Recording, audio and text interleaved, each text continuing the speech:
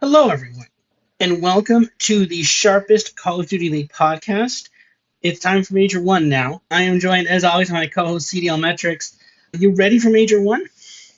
I am. Yes, it's been so long since the league has kicked off in early December. It's almost been 2 months since we've started this thing, and we're finally to Major One in Dallas. So it should be a big crowd, big optic green wall crowd there. I know some people are having some trouble getting there, like some teams and challengers teams and fans who wanted to show up because obviously there's been some crazy snowstorms throughout the southern United States over the last week or so. If you're trying to get there, best of luck to you. Hopefully it doesn't change anything schedule wise for when these matches are played or anything. But yeah, super excited. I feel like this major is pretty wide open, and anytime you have a wide open tournament, it's just a lot of fun to talk about. So yeah, super excited. How about you?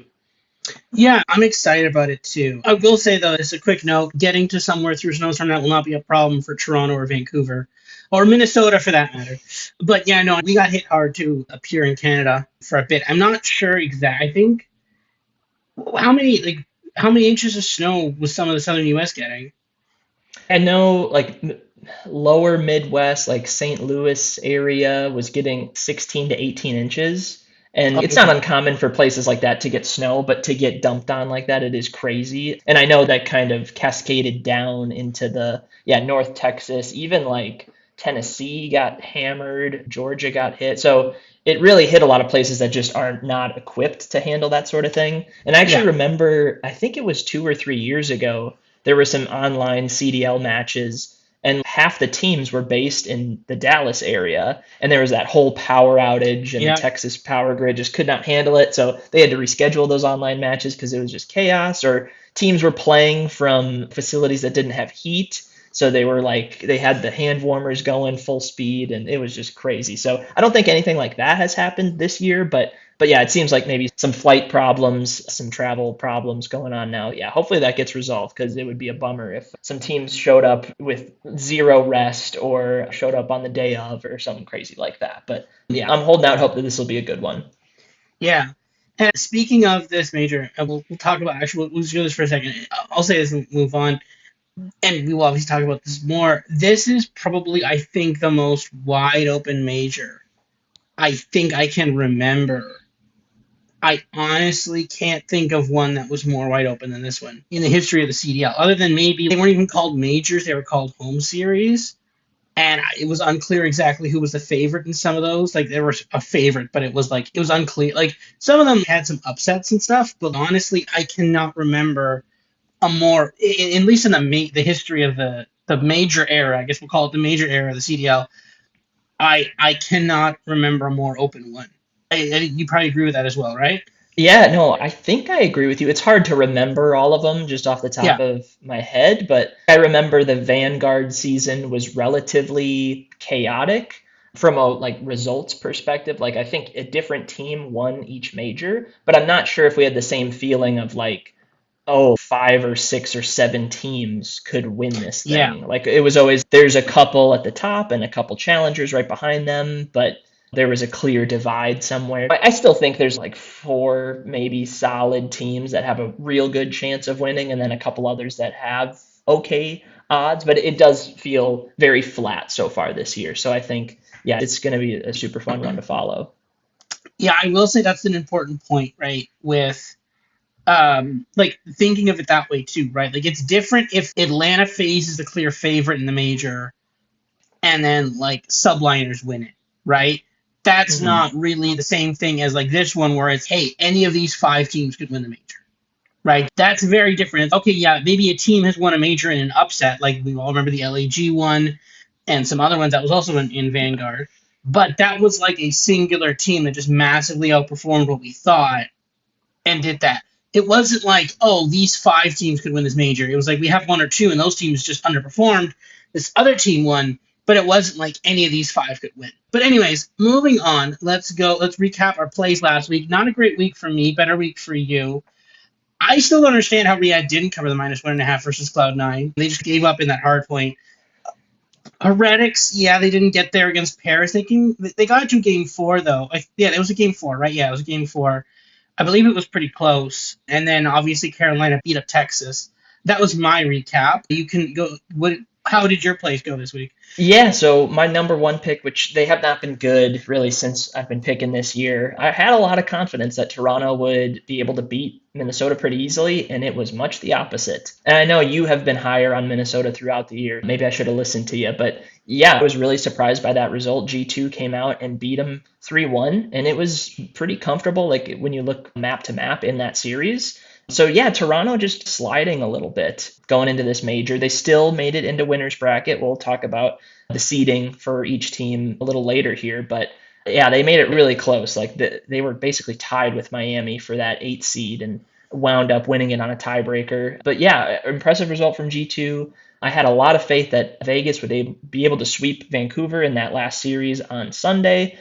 Those kind of series do worry me from time to time because that close to a major, right? When you have a team that's so good versus a team that is clearly not even close to being good, I do worry about maybe map vetoes, right? That better team might play on some maps that they're not used to playing or that they're not good on to get some reps against a subpar team. But the fact that match was last in the schedule, I think ensured that if you were Vegas, like you wanted to 3-0 them, you wanted to get the best seed you possibly could because you knew that there were 3 other teams that got to 5 wins. So yeah, thankfully they were able to come through very easily there. And then yeah, I've pivoted. I actually should not have pivoted because what I had before I had Carolina plus 1.5 was Boston plus 1.5 versus LA Thieves at plus 200. But I switched that so that we both had Carolina represented. And yeah, Carolina won both series against Optic and against LA Thieves. So maybe we weren't aggressive enough in those opinions, but Ravens are just having a heck of a time right now. Since we've restarted the league in January, they have not lost. They've been above average across the board in each game mode, and they're taking out some pretty good teams too. Ravens have definitely been a team to watch and a very interesting team going into this first major here. Yeah, and we'll talk about them a little bit later as well. Points contest update. So this is a little less close. You're definitely in the lead.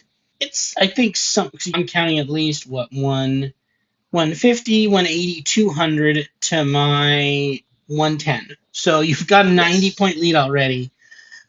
I think that is a function of what was the team cost? 32? I believe the limit was 33 or 34. I can't remember. I think it was 33 because if you took Optic and Thieves, you were not able to take any other team. So I want to say it was 33. Okay, yeah. So then I have 22 and then 29. Then And I I think maybe I hit the limit.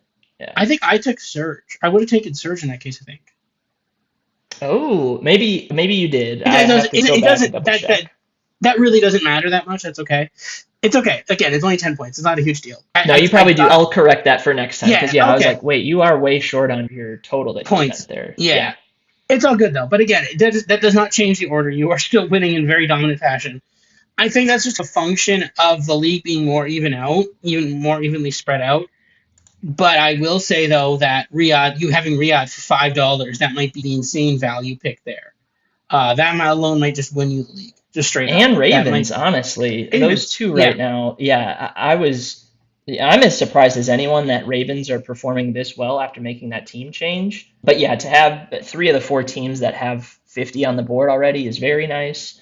The thing with my strategy is that I probably have a lot of dead teams going into some majors, like Cloud9 and Surge are very likely to get bounced immediately. So if they can get 1 win on the board, I'd be happy. Boston are also starting in losers bracket, lost out on that tiebreaker to get the 8th seed as well. Like Paris are favorites to win this major. That's a good team to have. You have them as well. Toronto, I think, have an okay shot as well, but they unfortunately play Paris in round 1.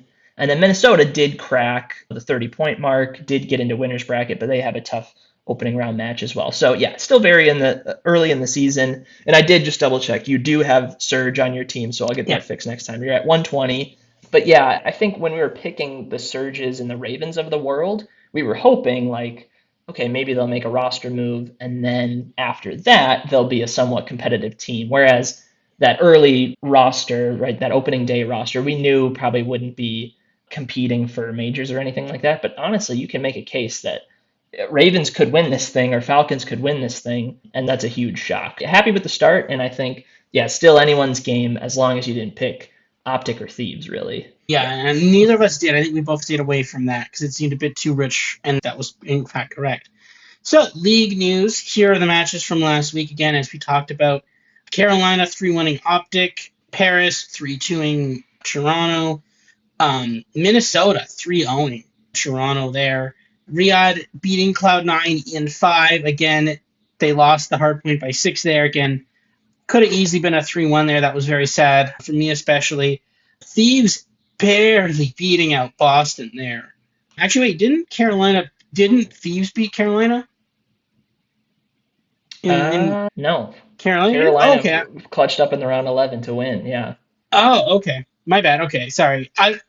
In my defense though, I was trying to watch the NFC Championship game at this time, so that's Okay. why But I I'll double remember check that. that Yeah, quick, but I'm pretty sure. Yeah. I may have gotten that wrong because at this point I was going to the NFC Championship game, so that might be why I don't remember that correctly. But yeah, and then you've got Paris there versus Miami. Paris winning 3-1. And yeah, again they dominate. Map 1 was close, but map 4 not as close. Thieves versus Carolina again. It went to a game 5, which is kind of all that matters here, and then FaZe just kind of nicely 3-0ing. Any games from this last week that you want to highlight here? Yeah, the Carolina games really stand out. Like an easy 3-1 over Optic. Like you can make the case that they should have better odds to win the major this week because of that result alone. But we'll get into the odds a little later in this pod. The Toronto and Paris series, I did watch very closely to see how that would shake out. And after Toronto won map 1, I was like, they're really in a nice spot here because it is so hard to beat Paris in hard points. And we knew, right, Toronto's overload is so good. They just got to win a search here or there, or maybe they could surprise us and win a second hard point. And they just didn't get anything else to come through. So good on Toronto to force the game 5. They were the underdog there, but not good results in Search and Destroy at all. But good that you at least got that hard point in map 1. The Minnesota series was a shocker. I thought for sure after Toronto put up a nice fight against Paris, they would compete. And I mean, they were favored to beat Minnesota, but Minnesota, statement game for sure after beating Vegas the week before. So they're quickly moving up the ranks, definitely. The Riyadh stuff was tough. They probably should have won in a 3-1 or a 3-0 fashion, but Cloud9, they just do this sometimes where they squeak out a round 11 and a 6-point hard point win, and they force the map 5s. They are not undefeated. They're winless in map 5s this year, Cloud9, and that trend continued. Yeah, they're not as bad as their record indicates, but they have so many maps where they are just scraping by to force these map 5s. So Cloud9 are a tricky team to figure out, but they're good enough to weasel out some wins here and there. The Boston LA series was interesting. I had some faith that Boston were able to push that to a game 5, and they were, although it was tough. Like that map 1 was very close, but overload went their way. But ultimately, yeah, their search is just not great right now. And then those Sunday matches, I'd say, went pretty expected outside of that Ravens game. Just another prove it. Went to that dramatic game 5, round 11. They were able to hold on. But those other two series, I'd say, went pretty much as expected. So some interesting results, honestly, across the board. I know we only had 8 matches last weekend, but I think we learned quite a bit as we got into the bracket and now into Major 1. Yeah, I'm just glad that these 8 match weekends are like in the rear view for a while because we'll have this major and then Major 2 is going to hit, and I think we're going to like it quite a bit. Yeah. So, fun kind of point to make here. And this is like second order kind of strength of scheduling point here. Last week, not sorry, 2 weeks ago, Thieves beat Optic 3-1. Right? Seemed like a bit of a shock result. We were like, that's a bit crazy. Didn't expect that to happen. This week, Carolina beat Optic 3-1 pretty comfortably, lost the map on hardpoint, but everything else was pretty comfortable. And then Carolina beat Thieves 3-2. So if you deconstruct that and try to order those teams, you'd say, okay, yeah, in that case, Thieves beating Optic makes sense because they put up a better fight against Carolina than Optic did. So then if you're trying to rank those teams, you'd probably go Carolina, Thieves, Optic. roughly, a rough rating. But if you were dynamically rank them off of that just those games, that's what you get from that. And I think that's interesting in a few slides when we look at the odds to win the major, because it is not the odds to win the major.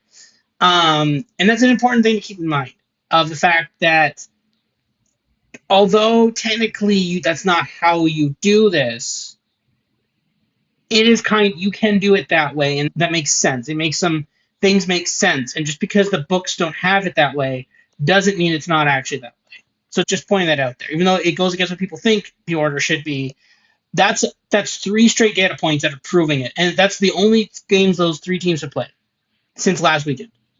I mean, Carolina played something else this weekend. I can't remember, but the last three games for those three teams, all the data points go to 1 point, and that's that one. So we'll move on. Here is the total so far. So you've got actually you compiled this. So what do you think? How'd you do this, Yeah, and what do you have on this? yeah, I've got some exciting news to share is that I'll be sharing out my master spreadsheet where I track all this stuff tomorrow, or by the time you listen to this, I guess it'd be today. But yeah, essentially, I put in the schedule for each team, each qualifier schedule, because we don't obviously know who teams are playing in the majors or the minors yet outside of this weekend. But I wanted to go back to the preseason win totals we talked about in our very first show of the season, see where those teams were listed. And that was the order that I used to determine the pricing for the CDL points contest, all that sort of stuff. And then what I did was I went through each game for the rest of the season for each team, got an expected wins number from each of those series, and then added it to whatever their win total currently is to get what I have as their projected win total for the entire season. So, some things to note here. Each team plays 28 qualifier games throughout the season. We had 7 for Major 1. At Major 2, we'll have 11. It'll be a full round robin, which is going to be fun, I think. So we've got 7, then 11, and then Major 3 and Major 4, we have 5 and 5. So I'll add that all up. We've got 28 total. And we made this argument in that first season show we did where Optic and Thieves had a 22.5 win total. And I mentioned how unders on those maybe made a lot of sense because I went through each season of the CDL to see, okay, the best team, what was their just match win percentage? And then if you take that number and multiply it by 28, what do you get? And a lot of the times those teams fell short. The best teams in the league we had that year fell short of that number. And it's on track to happen again this year, right? Like Optic only have 4 wins on the board, and I'm only projecting them to get 12 more based on the numbers that we have so far throughout the year. LA Thieves have a easier schedule than Optic, so they're projected to get 18.7, but again, that's way short of the number that they're supposed to be at. Whereas you compare it with, if you go all the way down the board, right, Falcons are overachieving compared to their market expectation by quite a bit, right? So their projected preseason total was 9.5 wins. We already know that they have 5, so they're already halfway there. And then you go in and go through the rest. There are 21 other matches throughout the year. I'm projecting them to get to 17.8 wins, which is almost double what their win total was going into the season. On the right-hand column, if they're at a 100%, that means they're expected to hit their preseason win total exactly. If they're above 100%, they're clearing it by X amount of games. If they're under 100%, that means they're shorting it by however much. And then I just put a quick ranking on each team so you can see who is overperforming the most compared to expectation and who is underperforming. And yeah, to no one's surprise, right? Falcons and Ravens, 5 wins each. They look great so far. Tiny win totals, they are probably going to crush those. And then on the flip side, like Surge look really bad. They only have 1 win. I'm really not giving them much chance to get a lot more throughout the season. Cloud9 are in that same boat. They had a middling kind of low number to clear, but they're only at 1 win and their schedule does not get any easier. So they are in a really tough spot. And then you can see the teams in the middle that are hovering in that 90 to 110% range, like Miami, they're tracking where they were expected to. G2 Minnesota, they're tracking right where they were. Yeah, just some interesting results. I'll keep updating this throughout after the Major 2 qualifiers and whatnot to see if these teams have already cleared their over or are guaranteed to hit their under or are still tracking where they were expected to track. But Anything, from this table that sticks out to you, Robert? So a couple things. So one, really cool. Absolutely love this. One thing I will note is that these are all probabilistic, right? So basically, if someone gets a 60% chance of a win, there goes a zero point 0.6 of a win in here, correct? Yes. Yep, that's Yeah. correct. Okay. And that's, to be fair, that's the way you should do it, right? If someone's 51%, you shouldn't just give them a whole win. That's clearly wrong, right? So there is some ability for some teams to maybe get a bit above this or a bit below this. I feel like Ravens are a little under. That seems a little overvalued to me, just on a couple of games. But again, that was against Optic and Thieves, two of the top teams in the game, right? So So they're at 5 already. So I'm saying they get 10 and a half more wins out of their 21 remaining games. So I'm expecting them to mhm, go 50-50 in their matches. Maybe you're right. Maybe they do underperform that number and only win 40% of their remaining matches as opposed to 50. yeah, But that means they're still clearing that preseason number by quite a bit. But no, you're absolutely right. Like teams show if a team comes out this weekend and improves their numbers quite a bit, like maybe a team from the middle, maybe Toronto come out and have a great major one, finish second or third or even win it or whatever, their numbers might improve a ton. And now each match for the rest of the year, right, instead of a 50-50 over here, it's now a 55% to win. Or yeah, instead of a 60-40, now there's 70% to win. So yeah, these numbers can swing a lot, especially early on in the season. But no, you make mhm, a good point that these teams could still hit a roadblock and fall short of those numbers. But this is just my yeah. gauge for what we can expect to see. And no, I think that's really good. I think it shows that if you did bet the Optic or Thieves under, congratulations, go claim your tickets. Yeah. And again, for some of the other ones too, like Falcons, I think are basically almost there. Same as Ravens too. They're at 5. They need 4 more wins, and you're done. So you can really from here though. I think you can very clearly see who has overperformed and underperformed expectations. You can very see clearly. Heck, even Breach has overperformed. Falcons have overperformed as well, as have Ravens, and you can see who's underperformed. And obviously, Cloud9 has underperformed a lot. As Optic is 71, that's actually Surge and Cloud9 are the worst two underperformers. But next up is Optic, which I think is somewhat unexpected here. And then followed by Thieves and Toronto. Everybody else is Heretics are 95%, but everybody else is over 100%. So that means that clearly Paris, FaZe, G2, Boston, Falcons, and Ravens are all overperforming. And I think if you had shown someone this data back in December, they'd be like, that's crazy. There's no way. But here's where we are. And this is the thing. This is a very weird. We've never seen a league this balanced before, and I think I want to see how this major goes. It would be sad, or not that sad maybe, but if FaZe just go ahead and win it, that'd be like the classic CDL. But I don't know if they're the best team, right? I mean, the model says that they have the best win, the most highest wins, and okay, but I think they got a couple of easy wins. Like some of the other teams had team changes. Like Falcons came up flat, then they got a bit better. So I think they had lost 1 or 2 games early on that they probably would have won if they were happening now. So I think some of this is some of those wins are just locked in at this exact moment. But if we go, some of those will even out a bit more. But no, it's crazy the kind of parity we have, and I can't wait to see if this plays out through the season. If a couple teams rise up, or if we just keep this level of parity. So I'm really excited to see that as we go. Anything else you want to add for the slide, or move on? No, just that, yeah, I'll keep tracking this throughout the year and we'll Yeah, compare these numbers once we get to Major 2 and see if there's any big changes. for sure. All right. So here is the bracket. I'm sure most people have seen this already. We have the 4 matches up here, losers bracket here. Yep, we have nice 4 matches on Thursday, 5 matches on Friday, 5 matches Saturday, and then the 4 matches on Sunday, which includes the final there as well. And now just a quick note, no NFL this weekend. There is a Pro Bowl, but I think the Pro Bowl game, flag football game, thing is like on Tuesday for some reason. So I vaguely want to watch that just to see what that looks like. I've never seen actually flag football before, but there is no more. There is no more football now. Football is functionally done. There will be like 2 weeks from now, and I'm not.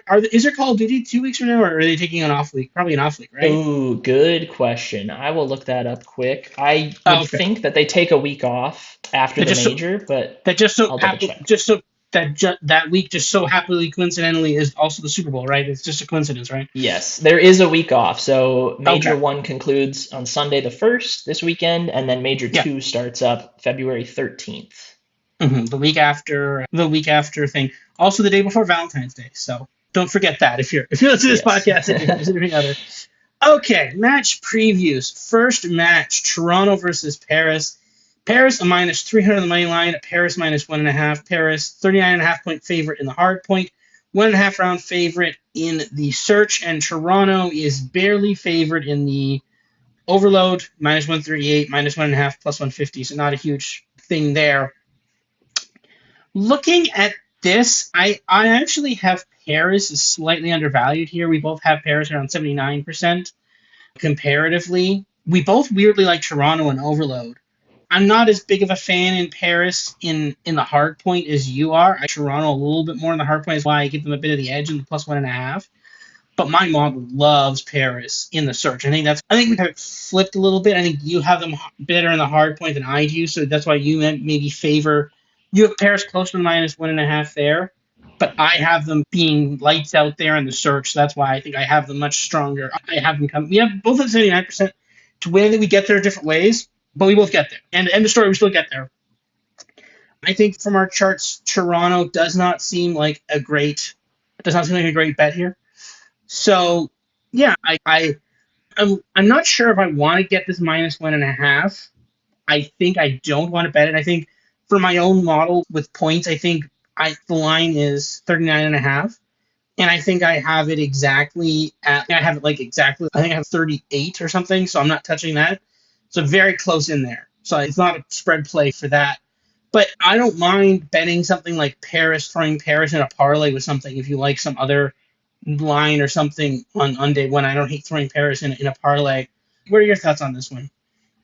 Yeah, so I feel like the pricing on the money line and the spread is both pretty accurate. Like you said, we're both like pretty just slightly above market on Paris to win, but that's not saying much. Like the market has them to win at like 75%, we're at 79%. So it's 4% on both models. That is worth noting. But yeah, my big thing is I think Toronto map 3 is way off. But to me, my numbers say Toronto best overload team we have. And we just saw this match last weekend. It went to a map 5, so Toronto did cover that and force that map 5. And map 3 was probably their easiest win of all. They won 3-0. It looked very clean. And for my numbers, like Toronto, second best team on Den overload, best team on exposure overload. Granted, they've only played those 4 and 2 times respectively, but that's all we're working on in a 7-game sample here. So assuming that we're going to get one of those maps because Toronto does not like to play Scar, I think Toronto just should be a bigger favorite in map 3. And your model agrees even more. So I think that is a key map for Toronto. If they slip up in the map 3, I think it's curtains for them. It's just really hard to take a hard point or even 2 off of Paris. You're going to have to win through search. And we just saw a week ago, the search in this was not close. Paris were able to handle themselves pretty nicely in that game mode. Yeah, I think this is. I'm honestly surprised that my numbers came out to this sort of 80-20 outcome because I do think Toronto is a good team. I just think Paris separated themselves with that match we had last weekend. And then again, they followed that up with a nice win over Miami, pretty comfortable win. And yeah, Toronto just have been sliding ever so slightly. They're still solid, don't get me wrong. But yeah, I do expect Paris to come out on top here, and their hard point is just so clean that I think a 3-1 is probably the likeliest outcome we get. I think Paris move on here, but don't be surprised if Toronto put up a fight because we know they have some solid players on that team. And while you're saying that, I figured out how to make I figured out how to get the laser pointer, so that's pretty cool now. So Yeah, that's I'm nice. excited about I that. like Yeah. that. I know you could do it before. I wasn't sure, so I just started messing with this and I figured it out. So it's good. Okay. Next match. Thieves versus Ravens. Thieves minus 200. My line. There we go. Laser pointer. Thieves minus 1.5 plus 100. Thieves 17.5 point favorites in the hard point. 1.5 round favorites in the search and 1.5 round points, demolitions, whatever, in the overload. I'm not sure what you call a point in there, but whatever. Yeah, we're basically to market on this. Not seeing a huge amount of variance. I like Carolina in the hard point. I think there's some value on Carolina hardpoint, maybe Carolina hardpoint spread. I think there's some value in Carolina plus 1.5 in the spread, the match spread. Other than that, because I have them so strong in the hard point, I think it's basically win a hard point and then either win the next hard point or pick off one of the other ones. Um, the thing is, we saw this go to a game 5. It was a kind of close match. I'm not particularly. I think we're going to see a replay of what we saw last time. I don't think this Thieves team is still very unimpressive to me. This is not in any way saying, oh, Ravens best team. Not saying that, but I think there needs to be like a hey, okay, I think this is more of a bet against Thieves than a bet on Ravens, in my opinion. I don't like. I know we're talking about the top teams, and we'll talk about the odds to win the major later, but I don't think Thieves have it. If I have to be honest, I don't think they're one of the top teams. They're not favored to win this major, although maybe theoretically early. If you had told me Optic was going to go 4-3, I think people would have said before the season, you would have said, "Oh, Thieves are going to be the favorite to win Major One," but they're not. So this is the thing, right? It's that, and you're like, "Oh, then phases," and phases also not. So this is the thing where it's this year has been upside down, and I think this Thieves team is not nearly as good as they think they are. And I think we could see a team change for Thieves after Major One. What are your thoughts on this one? I don't really disagree with anything you're saying here. To me, these teams are pretty darn close. I mean, our models are pretty in line with each other here. If you just look at Thieves, 64% to win for you, 62% for me. But for my modeling, I don't do any sort of weighting for recent games, and I haven't for years, and maybe I should, I don't know. But I like to do the mental math of, okay, if my model says Carolina plus 1.5 is somewhat favorable, and I'm not weighting their most recent games with their new team, then it's really good. It's really strong for Ravens. Like I really like them in this spot. I think map 3 comes to mind. I know, right? These teams just played each other last weekend. We're getting a lot of repeat matches. In fact, all of the winners bracket round 1 matches are repeats, so that's interesting. And it was an interesting result in map 3 because Thieves won 7-0, and that was Ravens' first loss since December 12th in Overload, and their first loss on Scar as well. They were 3-0 before that, winning pretty comfortably across the board in those maps. But yeah, Thieves just came out and really looked like the better Overload team in that match. But if you just look across all of their Overload games, like to me, Thieves and Ravens are very close. Like they're almost identical. That's why it's a 50-50 in my opinion for map 3. So I do wonder if the price in that map specifically is getting a little out of control just based on Thieves killing them a week ago. But I think Ravens can compete, even if they square up on Scar again, or maybe Ravens want to veto that, try something else.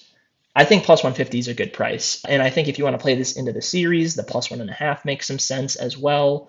You can make a case for the money line. This really is close to a 50-50 in my opinion. And you can make an argument for Ravens in just about any game mode, hardpoint, surge control, or overload. They've been an above average team in all of them since January 1st. So I think Ravens are the play here. I do expect Thieves to maybe get a nice little LAN bump now that we're playing in a LAN environment. There should be a lot of Thieves fans in the crowd, presumably, so maybe that helps them. But ultimately, what we've seen from Ravens the last few weeks is very encouraging, and I think they could beat Thieves again. I know last series was close, but why couldn't they do it again? So that's where I'm sitting on this one. Yeah, I agree. I think it's a very real possibility.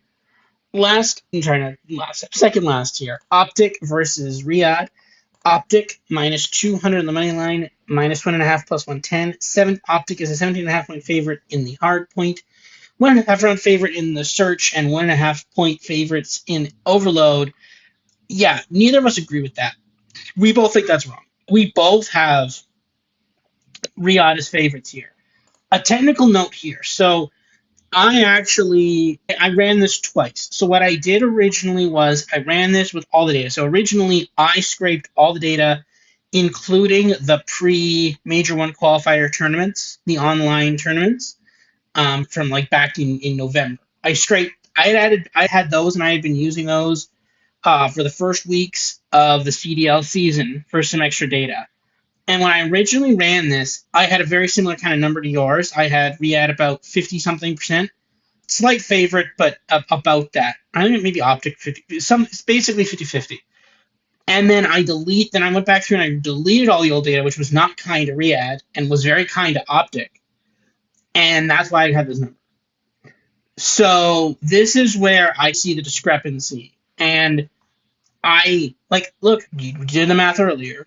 We all did it here. If you just take those three games, it's Ravens, Thieves, Optic 3. And that's just a loop of those three teams. Do you think Carolina is better than Paris? Do you think they're better than Vegas? Do you think they're better than Riyadh? I don't think so. I think they're actually worse than some of those teams. I'm not sure where the floor is here for Optic. We've seen them screw up a couple times in LAN. How many times have we seen them come to LAN and lose to either Miami or Florida, depending on where they are where they're located at the time? The thing is, this Riyadh team, I know it's Falcons and there's a stink on Falcons from the last couple of years. But, I mean, this is Salim and Fred and Kismet. All three of those have won majors before. All those have won major lands. Salim was a champion. Fred was a champion with Optic, I think, right? Yes. Oh yeah. Yes. And Kismet was a champion with Subliners. And the other guy, I can't remember his name off the top of my head.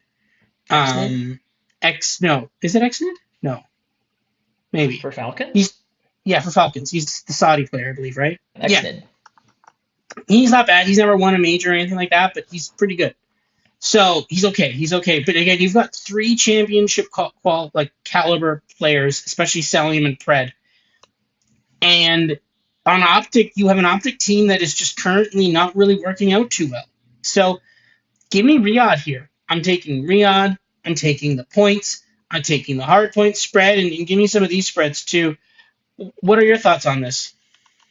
I agree. Yeah, a lot of agreement so far, which I like. It does scare me a little bit, but I think so. Riyadh is interesting, right? So they played 4 series before New Year's, which was a lot. We only had 2 weekends worth, but they played 2 matches both weekends. They opened 0-2, losses to Optic. It was a 3-0. It was the very first series of the season, and Optic came out and won very convincingly, and we were all like, that was expected. It's Optic. They won champs.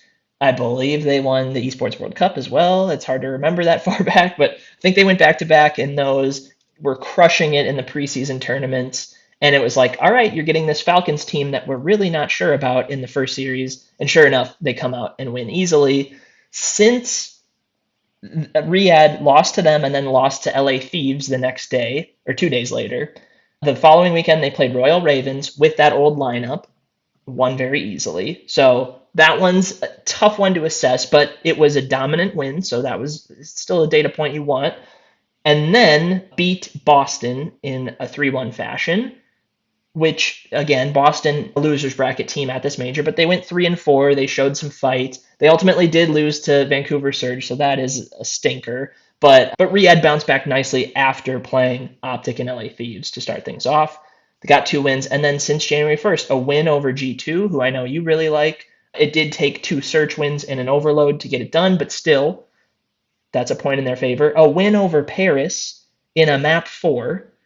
That's very impressive. Paris are the 1 seed, let's not forget. And Paris are the best hardpoint team in the game. And Falcons were able to get the first hardpoint loss on the board for Paris in a Blackheart, which at that time we had heard Blackheart hardpoint for Riyadh was favorable for them, like at least in scrims and stuff early in the season, but it was scrapped ultimately the first couple weeks of the season because there were some weird spawn issues, or I can't remember exactly why. But once Blackheart came back into the map pool, there was this sense that, okay, Riyadh have another map that they can play in hardpoint. And sure enough, we're able to take advantage of that against the best hardpoint team in the league. And then just last week, had come out, beat Cloud9 in a map 5, which at first you're like, that's not great. But you look at those, that game 2 and game 4, and those very easily could have flipped for Falcons' favor. So Falcons are a solid team. Like, they've won 5 straight, and like they don't really have any holes in their game. To me, their worst game mode is hardpoint. But like I said, now that Blackheart is in their map rotation, I think that's going to help them. We've only seen it that one time for them, but they got to win against Paris, which is huge. So that should only help them. And then for me, they're third best in search, fifth best in overload, despite having a 5-2 record. They have won a couple very close overload. Yeah, ultimately, I think that's where the advantage is for Falcons is in the search and the overload. And I think they're right there with Optic in terms of hard points. Yeah, to me, I would make Riyadh a small favorite, not plus 150. Yeah, you see there, I have them 56% to win. I think that's about right. I think you can make a case that Optic maybe get a boost. This is their major. They're going to have a ton of fans in attendance. They don't have travel issues. I'm not sure exactly where Riyadh are stationed, if they're in the Dallas area or not, but we know Optic on land are a different animal. But we know Falcons have some dudes on their team too, and they are playing really well lately. I know Optic got the win back on December 5th, a 3-0 against this Falcons team, but a lot has changed since then, and I ultimately do think Falcons should be a small favorite to win this. Yeah, I agree with you wholeheartedly here. Yeah, this Falcons team has definitely been improving since that day, and also this Ops team has maybe been getting a bit worse since that day. So there could be maybe a little bit of because Optic I think won both of the preseason tournaments, or I think they won and then Paris won the other one. There could be a little bit of oh we're so good we don't need to worry about this, and then all of a sudden then everybody catches up to them and then they're not, they're caught flat-footed, right? That could be part of it. Last game here for the winners bracket: Minnesota versus FaZe minus 500 money line, minus 1.5, minus 225. 42.5 favorite in the hard point, 1.5 round favorite in the search, and 1.5 round favorite, or 1.5 point favorite in the overload. I have some value on Minnesota plus 1.5. I don't love the plus 333. I like them in the hard point, maybe. I think Vegas is the better team here, and this is one of the reasons why I'm not so particularly high on Minnesota to win the major. I think going forward, though, like Minnesota, I could see them going on a kind of longer losers bracket run, but I don't think they're getting past FaZe here. FaZe is a better team, but yeah, when you're giving me 42.5, what you're telling me they can't get to 108, sorry, 208, they can't get to 208, 210. I think they definitely can, especially when I have them up to 34% chance. I think they can definitely get that, especially depending on what the map is. So I'm bullish on Minnesota maybe covering a plus 1.5, but outside of that, I don't have a ton of belief in this team. What do you see for this one? Yeah, so I was actually interested to see that I'm right in line with market in basically every money line, spread, map, all of that. But when we get to futures odds, way, way different for one of these teams specifically. So yeah, to me, this is priced about right. The interesting thing in this, I mentioned all of these matches are repeat matches. Minnesota, just a couple weeks ago, 3-1 win over Vegas. A couple maps pretty close. So map one was a 250 to 193 win for Vegas. So that I know you're talking about the map one spread. That was a 57-point win on Blackheart. The only time Minnesota has played Blackheart this year. So maybe they'll pivot off of that. The issue is that they might leave themselves vulnerable to play exposure, which they've been horrible on in the two games that they've played of that. So interested to see if the map one pick is Minnesota's or Vegas's. I know Vegas will have preference of Team A versus Team B because they're the higher seed, but the map one could be, I don't want to say good for Minnesota, but like somewhat favorable for Minnesota if it's their pick. So yeah, very interested to see what we're playing in map one. The map two in that series was a round 11 win for Minnesota, so props to them. They beat a very good search team in Vegas, but it did go to a round 11, so it could have gone either way. The map three was a 2-1 win for Minnesota. Again, close, but ultimately, if you can play Den and get a lead and just park the bus, that even if you win by one, like it feels like you won by 5. So yeah, props to Minnesota for beating a good overload team in overload. And yeah, and then map four rolls around and Minnesota win by 50 against a good hardpoint team in Vegas. So they showed up, and Minnesota showed up against Toronto last week. That was not a series I had Minnesota winning, and they won 3-0. It looked great. So Minnesota did jump Toronto in my power ranks after that one. Yeah, ultimately, like Minnesota are a good team. They're not a great team. I do think they have enough to like get this done. I struggle, man. Like Vegas have such good numbers in my model, and they played such a hard schedule. I gotta open this up. It's crazy how Vegas opened. They opened the season with LA Thieves, so a very good team, like one of the favorites to win this major. They played Paris Gentlemates, the one seed and the favorite to win this major. They played Toronto, who we know are good, but maybe have slid a little bit. They played Optic, the preseason team to win champs and win every major. And then it got easier. Then they got Cloud9, that game against Minnesota that they actually lost, that I just mentioned. And then they obviously destroyed Vancouver last weekend. So it got easier and their numbers improved drastically. I think this Minnesota series is just going to go a lot different than the one we had a couple weeks ago. Expect a Vegas 3-1, and honestly, on land, maybe even a sweep. I know that might seem like a lot given that Minnesota's been a competitive team, but I just love what I'm seeing with Vegas. I don't think they have any holes in their game, maps or modes. And unless Minnesota can get by and win a really close hard point or another round 11 or like a 1 point overload, like the margins are really fine for Minnesota, I think. So that's ultimately why I'm staying away from this match specifically, but I do like the outlook for honestly for both of these teams. Like you mentioned, Minnesota could go down to losers bracket and make a nice little run. And Vegas, I think, should they get past Minnesota, like their path to get to the grand finals on Sunday, I think, is in front of them. Like it's very doable. A very interesting match to watch. I'm glad we actually have this one last. I know it's the biggest discrepancy in terms of an underdog versus a favorite, but I think we could have a really interesting result on our hands come Thursday night. Yeah, I actually expect this to be a pretty good game. This Minnesota team is it's just fun. I like it, and also this FaZe team is also fun. It doesn't feel it feels like a version like that's not nearly as dominant as a FaZe team has been before, which is nice because we've seen like FaZe be absolutely dominant. It was never really fun, but this is like a far worse FaZe team, and it's far easier to beat it. It makes it a much more watchable experience. So I'm pretty excited for that. I do like the +1.5 here just to throw something on there and see what comes out. All right, so couple of these here. Basically, you've got Thieves and Thieves or Ravens versus the Surge. You've got them about -800. I have to agree with that. As you'll see in a moment, I don't really have any of the losers bracket teams going particularly far here. Toronto/Paris is -300 versus Miami.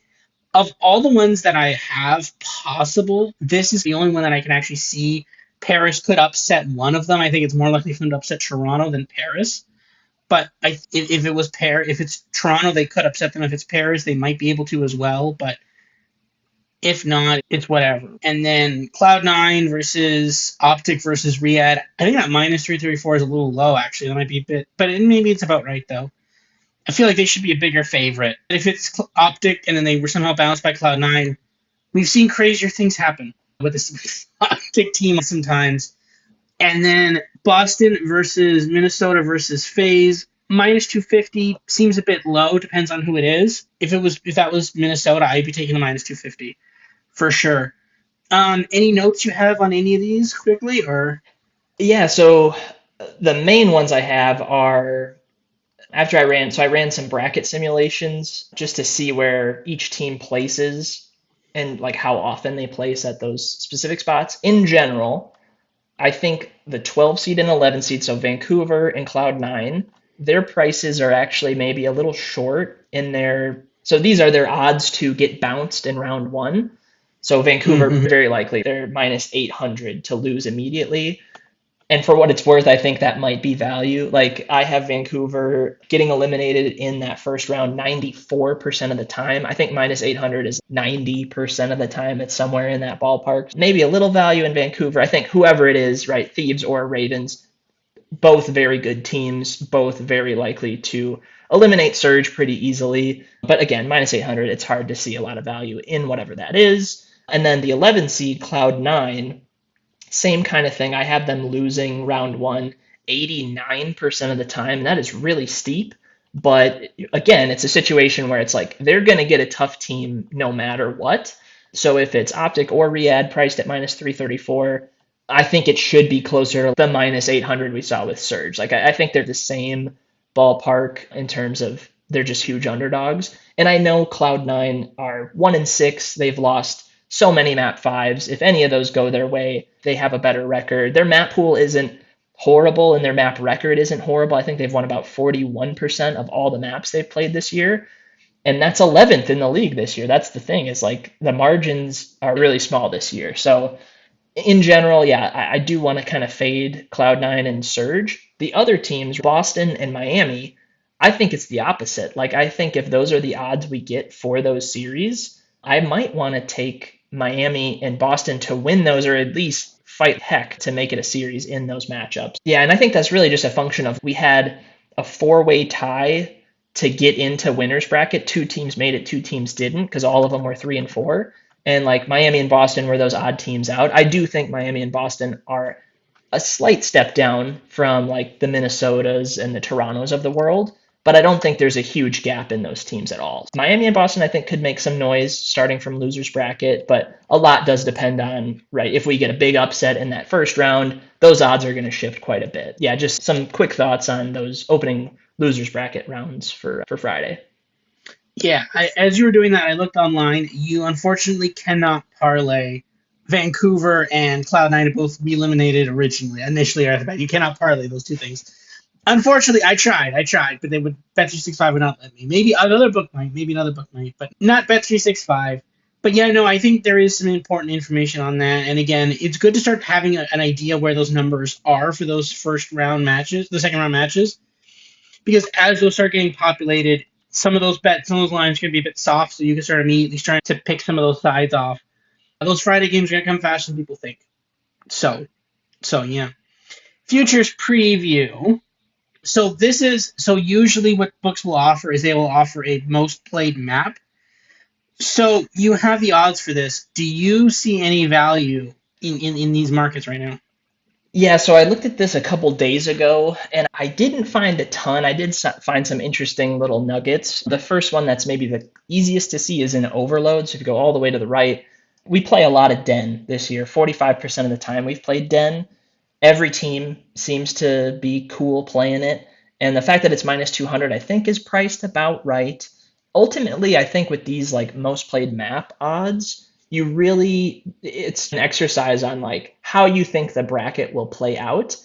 And if the teams that you project to be first, second, third, fourth all have like similar map pools that they like to play, and it's maybe hidden in some specific map or mode, that might be how you play it. It is pretty tricky though when you look at the grand scheme of things. So yeah, Overload, I think if you want to delay the minus 200 that it's Den, I think that's justifiable. And then I actually think Exposure and Scar should be flipped in odds, but for some reason they're not, because we play more Exposure 31% of the time, about what you'd expect, but that's the biggest underdog to be the most played Overload. So maybe there's something there. Otherwise, I think there was maybe one other map that was like that, but like Hardpoint, pretty flat across the board, with the exception of Blackheart. And I did make an adjustment for Blackheart. We've only had the ability to play it in 42 possible hardpoints since the start of this year, but we're still not playing it a lot, like only 14% of the time. So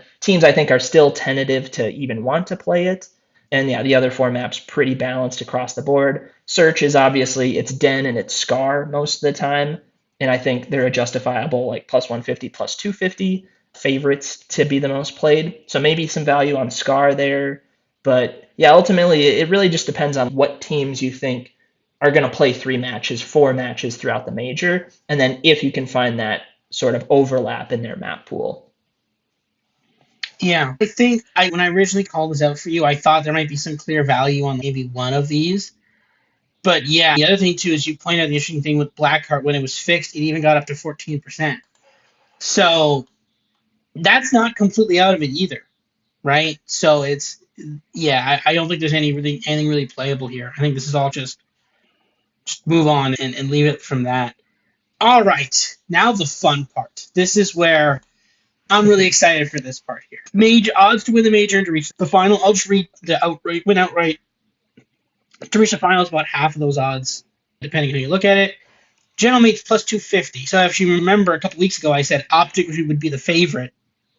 Basically, but now that being said, Optic lost like 3 games after that. Or no, they lost 2 games. They lost to they just lost to Carolina. Just to so Ravens. that dropped Yeah. just the Ravens, yeah. And to be fair, they're only 50 back. So that's Had they beaten Ravens, maybe they would have been, right? Mates plus 250, Phase plus 275, Optic plus 300, Thieves plus 400, Ravens plus 800. That's probably the lowest we've ever seen a Ravens team to win a major right off the bat, I'm fairly sure.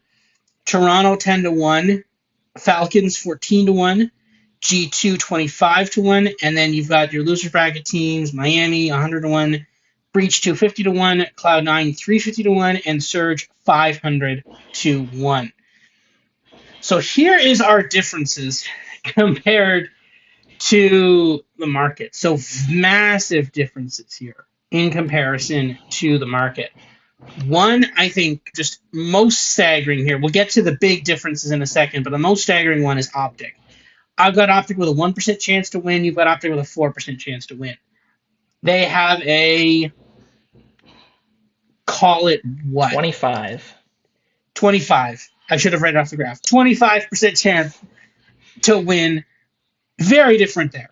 We both have very, and now again, to be fair, we have our models have Optic losing round one, other people don't. So that's right off the bat. That's the difference. Second big difference is Thieves. I've got 13, you've got 12, they're 20, right? That's another huge discrepancy. Again, mass fade of Optic and Thieves there. Carolina, we're both not the biggest on them. We're like they're good, but they seem to be massively overvalued because of that win against Optic. Toronto, we both got Toronto at about 1% chance, and Toronto's at about 8% there. Paris, we're both a bit lower on Paris comparison to the thing. Not crazily. Your model really likes Vegas. My model's a bit lower on Vegas, but your model really likes Vegas, and my model really likes Riyadh. Your model is a bit higher on Riyadh than the actually one of the only. I think basically you are over the betting market expectations on Riyadh and Vegas. I am just over on Riyadh. So basically, we're pointing in two directions here. Basically, yeah, I'll make my case for Riyadh. We made the case already, right? It's a seasoned team. You've got Pred, you've got Celium, you've got Kismet. Be good too. If they could beat Optic round one, I think who do they play in the next round? I think they play. Let's look at the bracket. I think it's Vegas, It'd be the right? 2-7 game. It'd be Vegas or Minnesota. Yeah. So I think that's why I have. It's basically I'm fairly sure it's literally that game. I'm fairly sure that literally whoever we have is better. I think my model has Riyadh is better than FaZe, and you have FaZe is better than Riyadh. And that's the difference between models, Yeah. basically. That's it. And I think that's the difference. I have Riyadh as slightly higher favorites over Optic, and I think my model has Riyadh over Vegas, and you have Vegas over Riyadh, and that's it. That's the difference. And I'm very curious to see what that looks like when this all gets played out. But basically, yeah, 14 to 1. I $40, a mere $40 on Riyadh yields you $600 total. It's actually like 560 plus 40. But again, very small investment there. And a very good team that could make a very long run, could easily make it to Sunday. They have the pieces, right? It's a bit unexpected, but like I don't completely trust Paris. They did almost lose to Toronto last week. Vegas, I don't completely trust Vegas either. Definitely don't trust Thieves or Optic. Definitely don't trust Carolina. Minnesota is a possibility, but I don't think my model has them behind FaZe. Honestly, Riyadh is surging at the right time. Yes, okay, they took 5 games to put away Cloud9, but they could have put them away in 4. They just seemed like they just didn't want to or care to. So whatever. But no, like I think there's insane value on Riyadh. I think yes, maybe in terms of like your model has value on FaZe, and I can agree with that. But honestly, when you're getting one at 14 to 1 and one at plus 275, I think the choice is pretty clear there.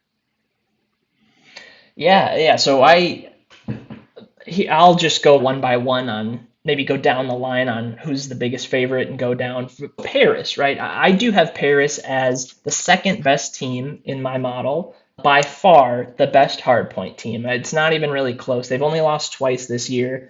When they win, they kill you, and when they lose, it's by 10 or 20 points or whatever. So that will carry them through this bracket if they were to win outright. And we did see a little bit of improvement in their search. in that series against Toronto last weekend. That was something I had to see. And their overload has been fine. Like, ultimately, to win the major, right? Like, you have to be rock solid across the board in every game mode. And Paris are so good in hardpoint. Those other two game modes, I do worry about a little bit. I think they're league average ish in both.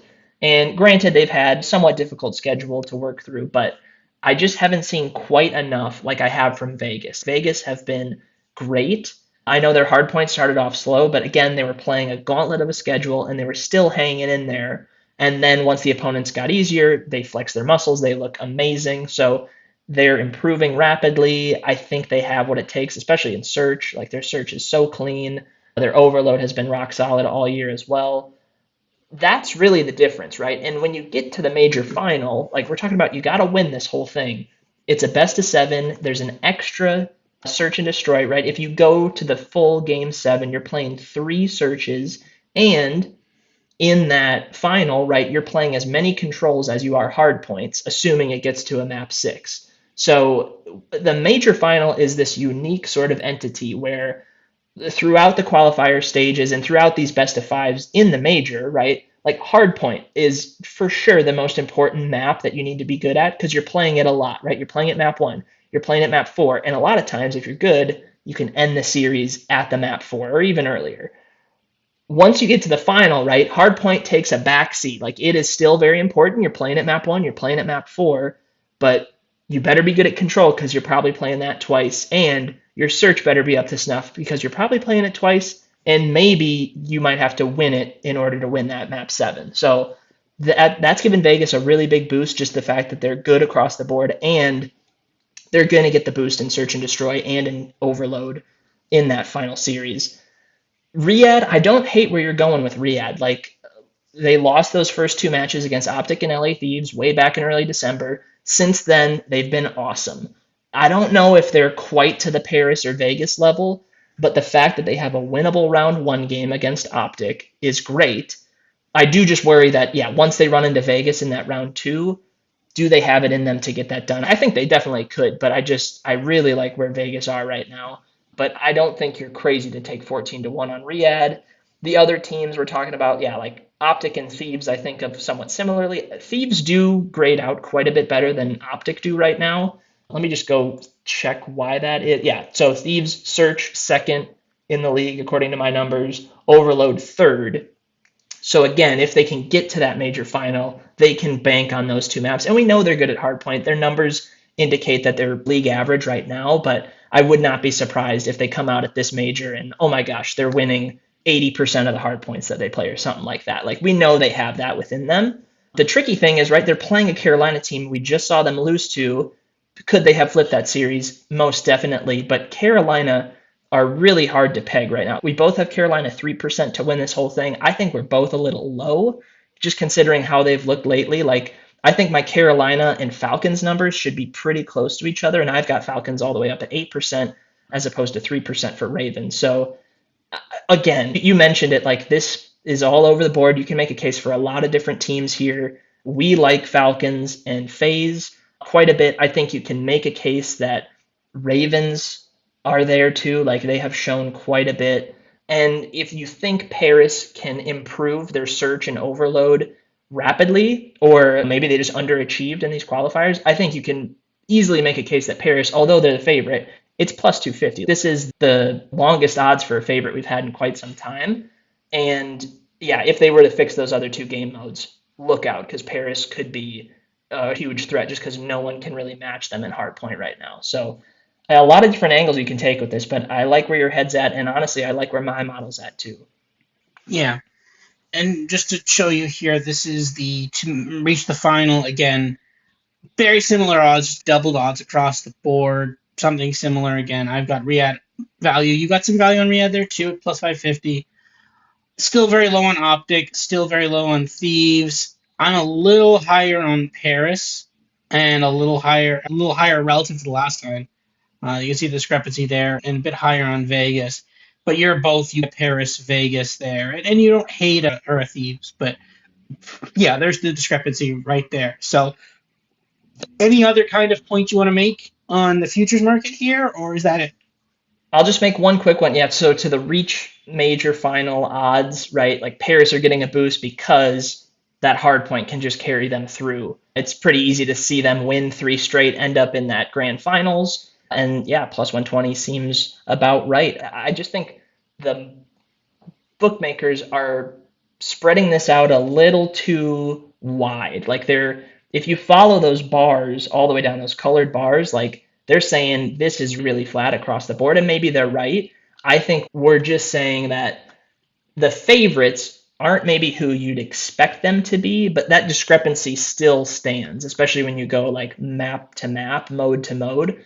Like Vegas can compete, Falcons can compete. We know Paris are the one seed, like they're awesome. Like I just think the bookmakers are just saying like Optic and Thieves, they will figure it out, and maybe they will because it's LAN and they're going to have a huge crowd and all that sort of stuff. But I got to see it first before I jump back in with those preseason favorites. So that's where we stand right now, and I think it's going to make for an interesting major. Yeah, I agree with that. Model Warfare, here are our plays. CDLMetrics more focused on the tournament long plays. I focused more on round one matchups. I like Carolina plus 1.5 versus Thieves. I don't hate it. They did it last time. I think we can maybe see it again. I got Riyadh plus 1.5 versus Optic. I that again as well. You actually have Riyadh outright. And yeah, give me a little bit of Minnesota plus 162 versus Vegas. That's a pretty high number for a team that just beat this team, I think, 2 weeks ago. Give me those. What are your plays for this week? Yeah. So you mentioned it earlier. I'm going big picture here, and it does make sense because I really do Vegas at least to make the final and Paris to make the final. I know those are the two favorites, but my numbers are really aggressively pointing me in that direction that like these teams, they got the 1 and the 2 seed. They grade out really well across the board for the most part, and they have favorable round one matchups. The interesting thing is, I'm not in love with Vegas against Minnesota, right? When we talked about those odds in that match, I thought it was priced pretty accurately. So to see Vegas jump up that much in the futures market goes to show that, like, their round two, like I think they're going to be favored and they might not be, right? If Vegas play Falcons or Optic in that round two, I think they should be favored over both teams. And I'm thinking like if it's Optic, maybe Optic are the favorite for some reason, or maybe Falcons are the favorite because they beat a perceived juggernaut team in Optic, Texas. So that one's interesting to me. Paris, similar sort of thought there is that they can get through Toronto, hopefully, and then after that, just run through and rely on their dominant hard point, that whole thing. And then, yeah, we're both on that Falcons versus Optic game. I like Falcons in the futures market as well. I just think a lot of the value baked into that is the fact that they are such big underdogs in that first series against Optic, and they should not be. They should be a small favorite or at least a 50-50, but for some reason we're not pricing it that way. So I think that's a huge chunk of that value for Falcons is coming in that first game. So I want to target them against Optic. So it could turn out really bad, especially in front of a huge Optic crowd, but stranger things have happened. Yes, they have. Other than that, I think that's it. Oh no, that's right. We have some other data here too. Yes. So this you've put this slide together, and this actually fascinating. You go ahead and explain what the kind of analysis you've done on our bets here from last year. Yeah. And I know we're running a little long here, but we've got just so many good, This is really juicy cool. data It's worth nuggets it. to go over. So It's cool. This is I worth threw it. in a This is worth it. lot. Yeah, so this goes back to how we did on combined model plays last year. And overall, like we were down, I can't even 15 units overall, but what we were doing was we were saying, okay, if any money line, match spread, or individual map, our models are higher than market, even if it's by a tenth of a percentage point, as long as we're both higher than market, that gets added to a combined model play. And yeah, over the course of the season, that just does not work. Like you're just in a lot of these series, it's oh, we like this team money line and spread and map one and map three. And if map one or map three don't go our way, now the money line's harder to get and the spread is harder to get, maybe. But if it works all at once, then we hit all of those all at once. So basically last year, when we took a favorite on the money line or an underdog on the money line, we were basically break even. So what these cells have for, let's just look at the top left one, right? Like favorites on the money line, we took 24 times, that's 24 combined model plays. Overall, we were down about 0.3 units for an average of basically zero on average. Like it was very close to zero. Same thing for match moneyline underdogs. We took 31 of them. We were up barely, but basically zeroed out over the course of the year on taking a team on the money line, whether they were a favorite or underdog. Move that over to spreads.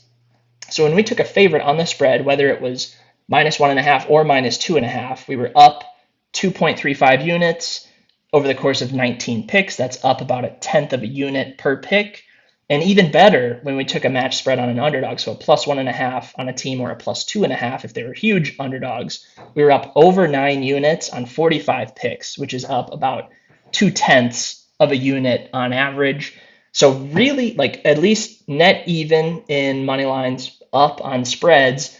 What's really interesting, I thought this was fascinating, when you look at our picks for specifically map 1 or map 2 or map 3, we were not great at any of them. The only one we netted even a little positive was taking underdogs to win outright in map 3.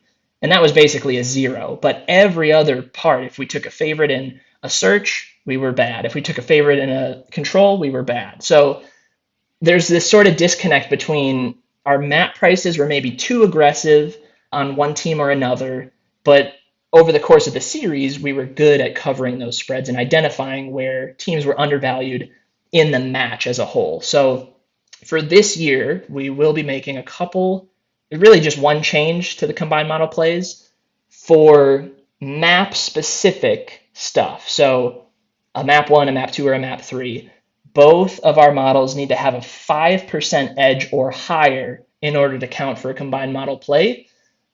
When we're doing money lines, spreads, or futures, we are not having that 5% threshold. If both of our models are pointing us in that direction, that's a combined model play. So that's just the grand scheme of things. Hopefully this will improve our numbers a little bit, being more selective in those map 1s, 2s, and 3s. But I do expect us, if what we're doing this year, and I looked into the data from 2024, a lot of it tracked with what you're seeing here. If we follow that, I think we're going to have a lot better time with these combined model plays for 2026. Yeah, and I think a part of this is like when you think about it, right? I mean, it makes sense that this is our best part right here. That the match spreads are our best thing. Because when you think about it, it's okay, and maybe team 1 is really good at hardpoint and team 2 is good at search and destroy. And normally you'd expect team 1 to win but you could flip it. How many times have we not seen that flip, right? Where it's, oh, okay, the team that was bad at hardpoint won the hardpoint, and then their strength is the search, so you think they're going to go up 2-0, but actually the other team wins the search, right? Like, it happens. There's a lot of variability between each map, but when you start averaging that out over a whole series of 3 to 5 maps, it suddenly starts becoming a lot more clear. And this is the thing. I will say personally, I don't love betting the money line for the maps. I bet a lot more match money lines and match spreads than I do these money lines. I bet more spreads here too. I specifically like hardpoint spreads. Sometimes I'll bet a search spread, and sometimes I'll bet a control/overload spread. But usually I stick to match spreads, match money lines, and then hardpoint spreads, which actually is some of our best stuff. I don't usually bet the money lines, but the spreads usually hit a bit better than the money lines. Yeah, no, I think I think honestly, in some cases, those money lines for the matches, it's too variable. It is too variable, and I think that betting on the spread is a lot better. If we had just bet on spreads, it'd be plus almost 12 units there, right? So if we just didn't do any of this, right? So again, we will have it we'll show it here. But again, if you are following us, maybe just disregard these. I just kind of load in on these with us. That's my takeaway on that. But no, it's really cool. This is great analysis, actually. It shows us where our model weak spots are and where some of the strengths are. And I really like that. So this is really cool. And it shows us maybe our blind spots going forward for this year. And then here are the combined model plays. So again, as I just said, bet this. Here's the thing, right? These are now, we have a 5% edge on Toronto to win overload. Yeah, so we would have 3 or 4 more if we're just going based off of what we did last year. So just know that, right, if you see we like this team in map 1 or 2 or 3, like we really like that. Like our models are really aggressively pointing us in that direction. We're going to have fewer of those, but just know if you see them, our models are really aggressive on those. Yeah, and I think again this part right here, maybe not so much this part, but this part right here, Riyadh money line plus 1.5 versus optic there, and then the future we both that as well, and then Carolina plus 1.5, Paris money line. Some good bets you could do that. You could parlay these two. That's a nice little parlay there, Paris and Carolina. So yeah. Other than that is it for us for this week. We will see you the week after the Super Bowl for a major 2 week one. I'm excited for this. We're finally getting like averagely decent amounts of COD. We're getting 3-4-4 weekends, so I'm pretty excited about that. We have not had that for quite a while. We've been having these 2 matches on Fridays, which has sucked, but now we're back to 3-4-4. So I'm pretty excited for that. I'm excited for this major, honestly. I'm so excited to see it this weekend. I can't wait. Any other thoughts you have here? Yeah, just I'm stoked as well. This is the most excited I've been in quite some time. I think we've got a really interesting bracket ahead of us, and yeah, I cannot wait to see how it plays out. Yeah. All right. Other than that, see you everybody. See you in 2 weeks, and enjoy Major One.